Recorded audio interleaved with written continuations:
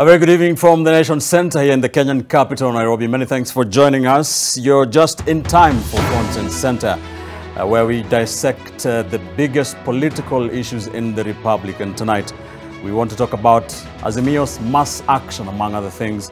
And on Monday, Opposition Chief Raila Odinga made good Azimio's threat to hold demonstrations to protests a number of things, key among them the skyrocketing cost of living, as well as issues surrounding the 2022 elections. We did see Azimio protesters on the streets of Nairobi and other towns in the country from 6 a.m. to 6 p.m.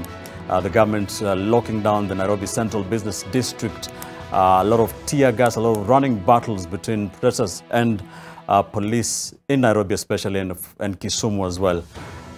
We want to make sense of what that means, and of course Raila Odinga coming out later and saying that the mass action will continue. In fact, he will be doubling down. Mass action, the protest will be held every Monday and every Thursday until all Azimio's demands are met. President William Ruto is playing the hard game, saying he will not be moved, saying that what Raila Odinga and Azimio are doing is economic terrorism. And of course, we have seen all the protagonists rejecting any calls for talks, especially from the clergy. I'm joined in studio tonight by governance analyst Professor Alfred Omenya, my colleague here at the Nation Media Group planning editor Roslyn Obala, public policy analyst Arnold Maliba, and joining us a bit later on from Mombasa will be political analyst and communication strategist Mark Bichachi. Let me begin with you, Prof. Monday, 6 a.m. to 6 p.m., we were live, Azimio protesters on the streets. What are your thoughts on the protests on Monday? Yeah, I think the protests from the Azimio side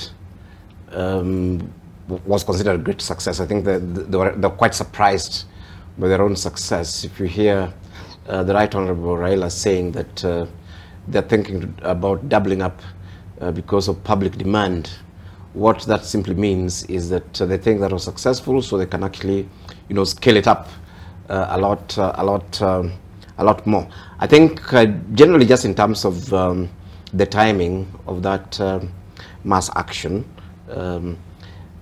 is a time that really Kenyans are struggling. And anybody who comes in and offers leadership in terms of engaging with those sort of issues is likely to get a following anyway. It doesn't need to be Raila himself. Secondly, of course, I think it's also quite interesting. And in fact, I liked the mass action idea totally, not from the economic sabotage perspective, but our president, William Ruto, right from the start, has been trying to dominate and control all aspects of Kenyan politics, of course, including organizing the opposition. You remember, he tried to create a position or positions for the leaders of the opposition, and were rejected. Of course, he's already controlled parliament.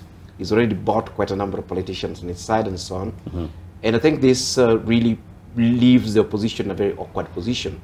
Yeah, because the opposition is irrelevant in parliament. There's nothing they can do. There is no bill they can stop. There is none of their issues that they can push through and so on. So the question is very simple, that how does then the opposition operate?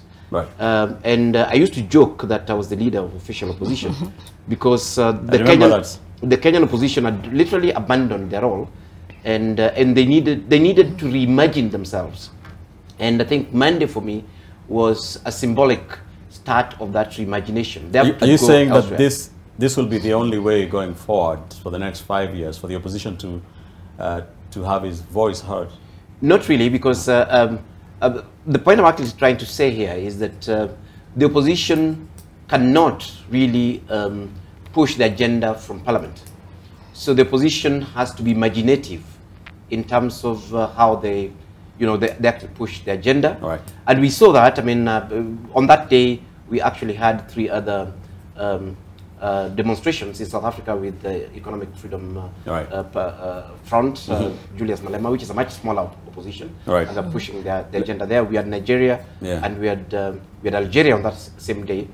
And I think it's normal for the opposition, as government controls the state organs, the opposition, you find that one of the spaces they actually have is to go back to the people directly and then put pressure on government from that perspective. Right. But that's not the only one. I mean, there's quite a lot of imagination that that the opposition has to do. All right. But of course, if they think they'll push the agenda from parliament, then they're mistaken, of course. Rosalind, let me get your thoughts. We were covering this on Monday, you know, organizing our teams on the ground. Do you think the protests were a success? Because remember, they wanted, Raila Odinga wanted to, you know, address the supporters in the CBD. There were talks that he would be marching to State House, and then we were told he was going to be addressing them at the KICC, which did not happen. Police locked down the CBD. Would you say the protests were a success?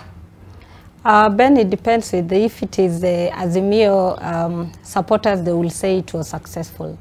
But if you look at it, because he had raised the hopes of his supporters, that was a day that they were supposed to assemble and take their petition to State House. So I'm sure those who woke up on that day, that is what they were looking forward to.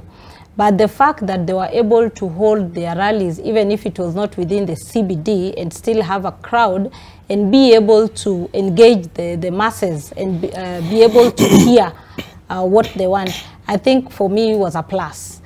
Because even if you see when they were sending the tear gas on them, they were not bowed. They continued like shouldering on that this is a people, this is a push for the people. And even the places that they were having meetings, the conversation was the cost of living. Even though the opposition leaders were hell-bent on the issue of IBC and other issues, you could see that what was resonating with the public is the cost of living. So in a way, that also took, like this Azimio protest was taking a life of its own, even beyond the organizers. And I think that is why Raila has said that instead of having the Monday meetings, they scale it up to also Thursday, so that they can continue to pile pressure on government to be able to actually address the issues that they want. But I think for the common man and the Mwananchi, it's about the cost of living. And I think that also resonates even with the Kenya Kwanza supporters. So you might find some of the people who actually turned up for that meeting are maybe people who are disillusioned, who are not happy with what was promised in the campaign trails and what is actually being dished out and served to them. All right. Arnold, the president has said he will not back down or will not be you know, pushed into a corner for a handshake or anything like that. He has accused Azimio of what he calls economic terrorism or sabotage, saying he will take measures to ensure he protects businesses and so on and so forth. The Azimio leadership says it held peaceful protests. Were they peaceful from where you sit as we start this conversation? Well, I think if you're going to look at these, the Mandamano so far, there are very many ways of looking at it. But then when you say, was it peaceful? Of course, she responded to the aspect of if it was successful. So the peaceful bit of it goes back to the very definition of what Azimio said they were doing. They said that they were going to do mass action. And then mass action has got three elements to it when you define it. Number one, you have got rallies. Number two, you have got sit-ins. And number three, you have got protests. The word protest means that it could be either way. You can protest peacefully and you can also protest violently. And that is why in Article 37, when you speak about this particular right they quote, is that it speaks about, there are two driving words here, peaceably and unarmed. Those are actually the driving words at that particular end. So the word mass action, as it were, does not wholly fall or wouldn't function under the ambit of Article 37 of the Constitution, because it has got much more than Article 37 can actually take care of. So the peaceful bit of it, of course, it's one thing. How do you define peace? But probably I should actually say at this particular point, way before we get into any other thing, is that all of us have got rights. We've got a Bill of Rights in the Constitution. But like the people in the governance space, and Professor will tell you, say that your rights end where mine begin. So if it's peaceful, does it just denote that no one was stoned and no one was hurt? If I'm unable to open up my business. Is that peaceful, for example? So there's too much to it. But then there is, in this particular issue, there is a crisis of messaging.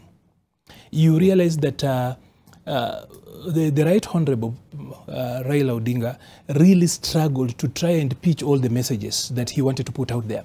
He really wanted to reopen 2022, but that really is not what brought the masses out.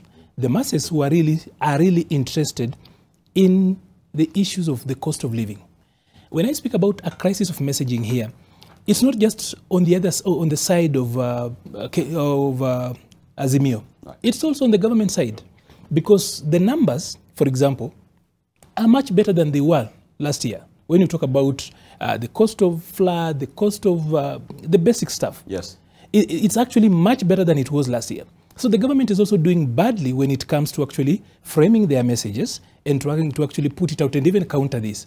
Because you see, Raila speaks about the cost of living. They quickly get into other things. They don't respond to that. So somehow they're also missing, or rather a link to how they get this done. Yes. So that particular bit, I am hoping that as Azimio moves forward, they could refine their messaging.